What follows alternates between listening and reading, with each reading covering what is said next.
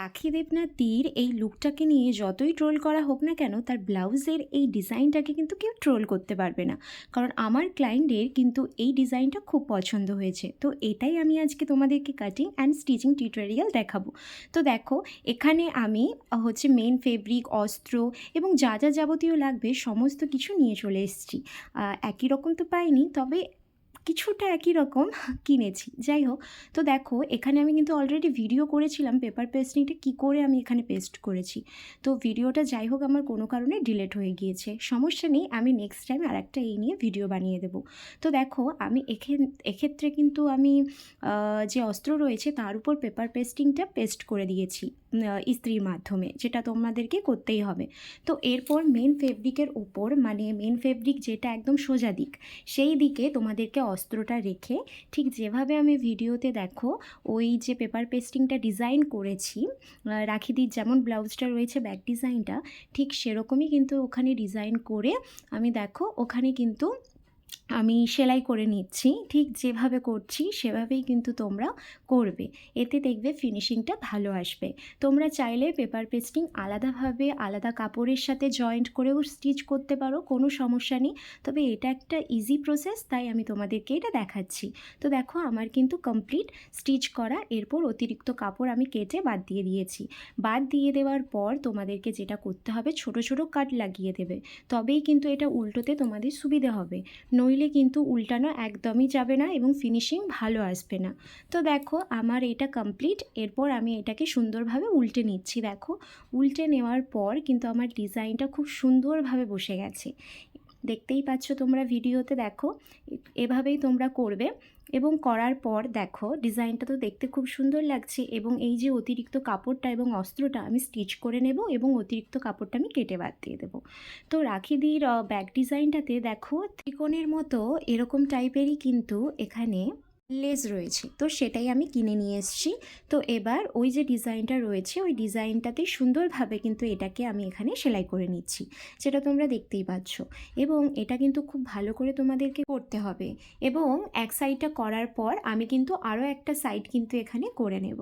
এবং তোমরা দেখতে পাচ্ছ সামনে এবং পেছনে এই ব্লাউজের ব্যাক ডিজাইনটা কিন্তু কতটা সুন্দর লাগছে, ঠিক একদম রাখিদির যেমন ব্লাউজটা ঠিক সেরকমই। তো দেখো আমার দুটো কমপ্লিট। এরপর আমি এই দুটো সাইডকে জয়েন্ট করব এই জিনিসটা দিয়ে। তো দেখো এরপর আমি স্টিচ করে দিয়েছি এবং আমি কিন্তু এখানে লটকান স্টিচ করে দিয়েছি। দেখো কত সুন্দর লাগছে ব্যাক ডিজাইনটা। এখানে কিন্তু আমার সবচেয়ে ইম্পর্টেন্ট হচ্ছে ফ্রন্ট পার্ট।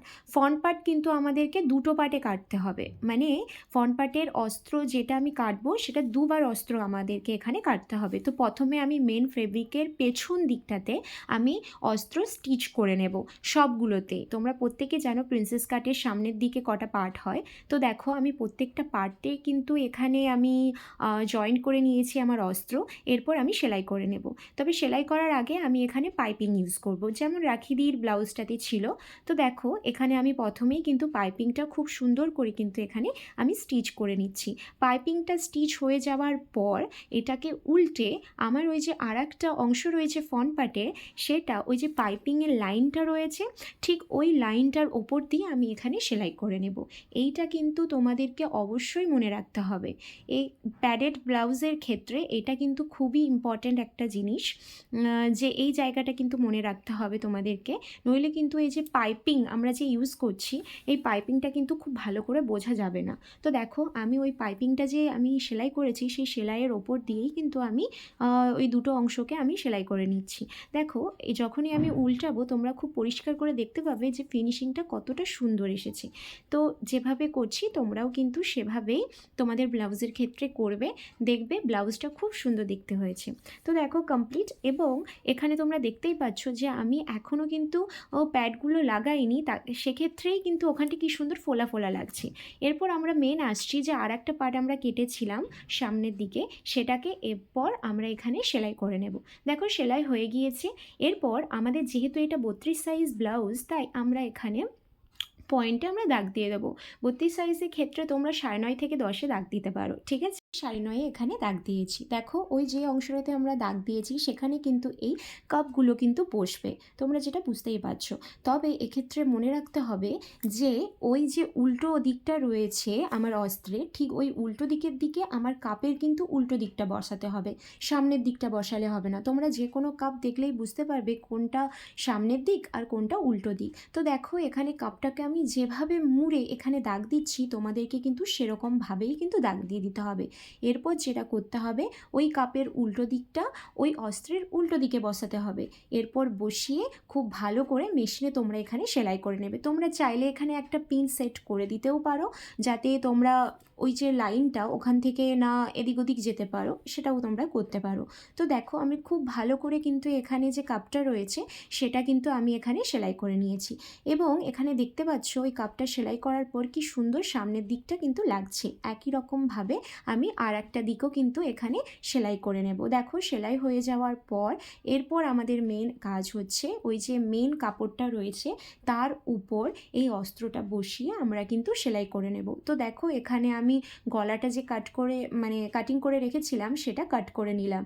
এরপর ওই অংশটা আমার যে মেন ফেব্রিকটা রয়েছে তার উপর বসাতে হবে, এবং লক্ষ্য রাখতে হবে এক্ষেত্রে যেন ওই যে অস্ত্রটার সোজা দিকটা ওই যে মেন ফেব্রিকের সোজা দিকে থাকে, তবেই কিন্তু উল্টোলে জিনিসটা একদম পারফেক্ট হবে। তো দেখো আমি উল্টে নিচ্ছি এবং আমি বাকি চারিদিকটা আমি একদম সেলাই করে নেব।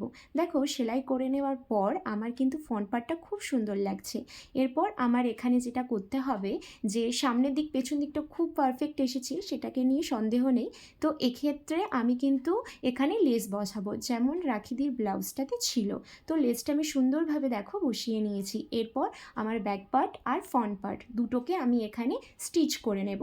তো দেখো ফ্রন্ট পার্টের ওপর আমি ব্যাক পার্টটা রাখলাম, রেখে আমি এখানে সেলাই করে নিয়েছি। তো দুটো পার্ট আমার সেলাই করা কমপ্লিট। এরপর আমাকে হাতাটা বসাতে হবে। তোমরা চাইলে স্লিভলেসও রাখতে পারো, কারণ ব্লাউজটা স্লিভলেস পরলেও কিন্তু দারুণ লাগবে।